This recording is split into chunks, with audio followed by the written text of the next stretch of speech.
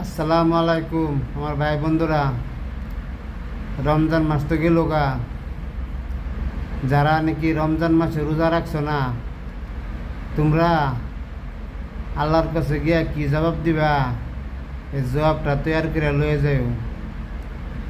এই এক মাস পারছো না, আল্লাহ লাগিয়া কষ্ট করতা।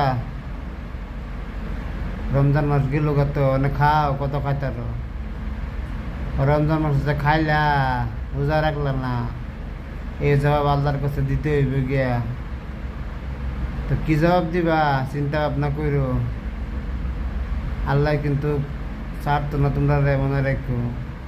সুস্থ সবল থাকিয়া রোজা রাখছো না, রোজা রাখতে কষ্ট লাগে,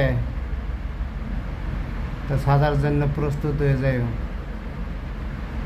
এটা মনে রাখো ভাইয়েরা, যারা রোজা রাখছো না, তোমরা বিপদ আছে।